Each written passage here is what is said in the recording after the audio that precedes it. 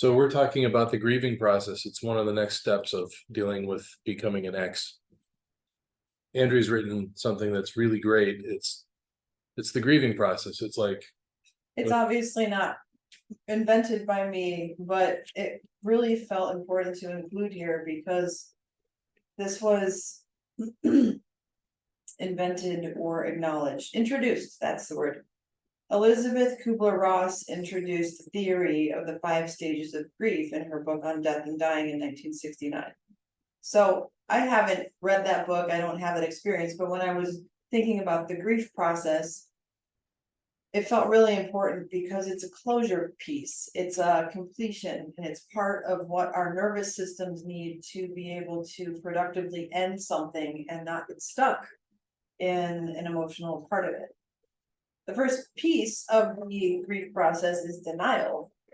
And when you're in a relationship that's ending, whether you initiated or someone else, you may even be the one initiating it and still not be believing that it's happening. Or you may be in denial if the other person's initiating it, that like, this can't be real. We have to fix this. You know, that denial piece can be very strong when you're resisting the end of your relationship. yeah, I can't say I went through that with my divorce, but I was thinking back on a relationship in my early 20s. I met a girl who lived in the same apartment complex, and we weren't expecting to actually become something, and she wasn't looking for anybody, but then she found me. So who could say no to me? But for 6 months, we had a relationship, and she finally realized, like, I didn't want to be in this to begin with. And so I realized that one of the things I was doing was continually trying to be an interesting person to avoid the big breakup. So when she finally moved on, I was just like, nah. It was really hard. Like, I never really faced the denial part of grief as much as I did that time. It's like 30 years ago, and I still remember it pretty well. Like you didn't want to believe that she was really gone. Yeah, plus all the other things, if you're in denial just throughout the relationship, like there's a part of me that probably realized she didn't want to be in it to begin with. And all the connection and intimacy we had was genuine, but it wasn't meant to last. That was a season. Yeah. That was a season relationship. Yeah, sometimes people like to try and drag things out that are really done. We talked about that already, and it's when it's done, it's done. When it's decided, it's done. You gotta get out of denial. So the exercise that is mentioned in the book is about writing a letter. Like your best friend just wrote you a letter, or wrote a letter to their best friend. It's probably a text though, because that's how we do it, right? But they're talking about you and they don't expect that you're ever going to find out. So what would they say about your relationship that just ended from their outside perspective? If you can put yourself in an observer space and really see that from another person's perspective, it can really help bring clarity to, yeah, this is over. Like, this is what's really true, and just be kind of okay with it. And after you burn that, after you write that, you want to burn it. So that energy of observing and letting go of that relationship, just burn it when you're done and let that energy go. So after that denial, the second stage is anger. Second stage of the grieving process.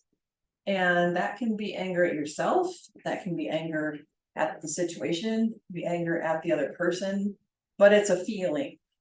And this is the kind of feeling that makes you want to text all the things you never got to say to your ex.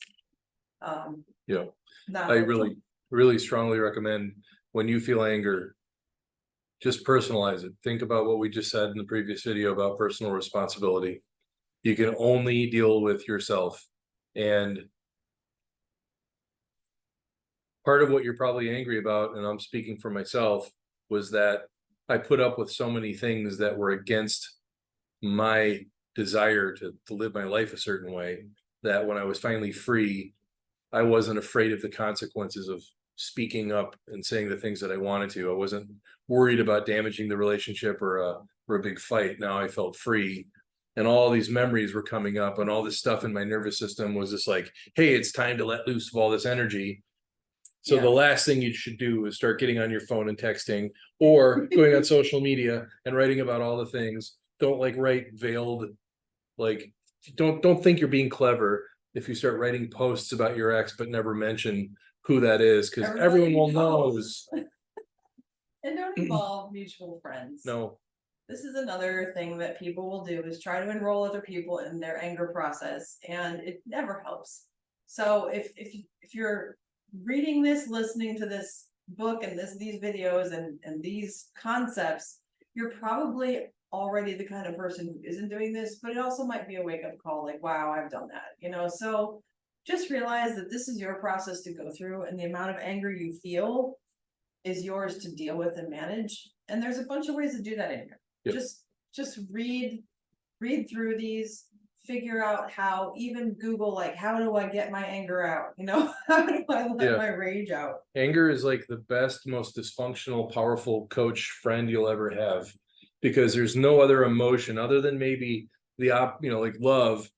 Anger will convince you of all sorts of things. It'll be like, you know what? And it'll talk you into it. It'll talk you into it like that, and then that, and then that. Don't like it. It's really got a great job, and it's got all of the energy to make changes. Like, don't always listen to it.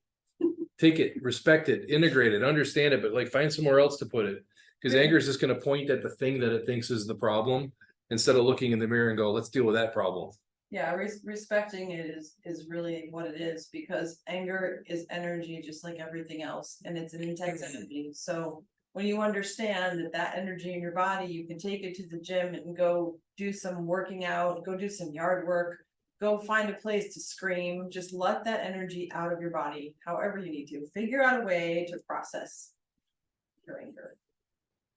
The next stage is bargaining. I don't know. So, well, is it? are you gonna try and bargain with me right now? Yeah, that wasn't working. Go ahead. This is the what if time, when after you're done being angry, you kind of feel that little remorse, almost like, oh, well, what if this had happened? Well, what if maybe I can get them back? And you kind of start going out on that ledge, and you need someone to talk you off the ledge. Yeah, bargaining can also talk you out of clarity. Say after the initial breakup, you're super clear about how you feel and what you don't want in your life anymore, or what you do want now. And then all of a sudden that familiarity that used to be there, the relationship isn't there. And bargaining can start going, maybe you weren't so certain. Like, have you really thought about your tone? What if, and it's just going to start doing all these negotiations with you. Don't ignore, but don't just listen to it blindly. Because if you had clarity and certainty and something's trying to talk you out of it, give yourself some time to find out if there's some value to it, or if you're just trying to run back to something so you don't have to hurt. So a lot of this is mind games, where your mind is going to try and rope you back in and enroll you back into the emotion of this relationship.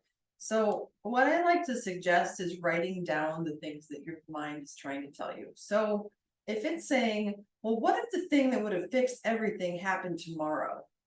So that's a what if, you know, and obviously if it was going to happen, it would have. So the answer to that is, this is happening as it's intended to. If it was going to happen, it would have. So you have to get logical with yourself and take those open-ended what if questions and basically just tell them to sit down, and they don't give them any power. They're not helping, they're just keeping you spinning. Yeah.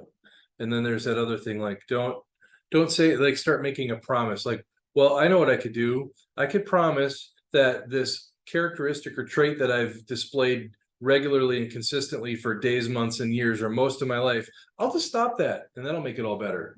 Does that work? Tell me how well that's worked for you in the past. It hasn't worked for me ever. And what if I haven't learned everything from this relationship? Maybe I should go back and get some more. So there's all these things your mind will do to try and trap you into confusion and make you start turning around and looking back, and none of it's helpful. So when you can understand what your mind is doing, overcome those with powerful statements that this is what I'm doing, I'm moving forward, that relationship is complete, then you can move on into the next phase of grief called depression. You may or may not even go through depression. But this is kind of like the space between all of those feelings and acceptance. Acceptance is after depression, but this is kind of a feeling of being lost. Like, well, now what am I going to do? I don't know what to do. I'm lost. Your energy drops really low. And this is the place where you need to take care of yourself and process that feeling. Just process and let yourself be depressed for a while. And I'm not saying like a clinical depression, like seriously bad feelings, but when you have depression around a grief process, it's important to give yourself time to rest. And depression is really when your nervous system needs deep rest. Yeah. Did you know that? Yeah. Depressed, deep rest. Yeah, you need to I have, love that. you need to give yourself a chance to rest. And chances are, like me and everyone else that I know in the world, you didn't give yourself a lot of time to deal with how you felt to begin with. So that makes this stage all the more energetic. Like if you've been denying your feelings, or you've been stuffing them, or you've been looking them square in the eye and going, well, I guess we're screwed because I can't do anything about it, as if that was true. When you finally have this freedom to rest, all of that's going to be like, Mhm. so you have to understand it's kind of in proportion to how much you've been suppressing. And if you have that going on and you need help, this is the time when you ask for help. You can go get professional therapy, even going on some kind of medication in the meantime, just to help you get through it. That's all okay.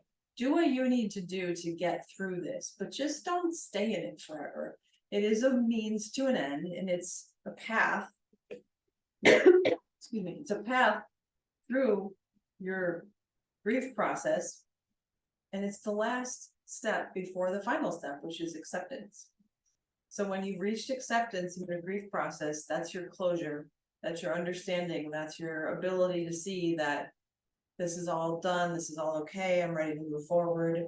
And this is where you want to surround yourself with people who care about you and let them build you up and let them love you and let them tell you what's great about you, because there's some amazing things about you that have nothing to do with your relationship that you just grieved that can come back out.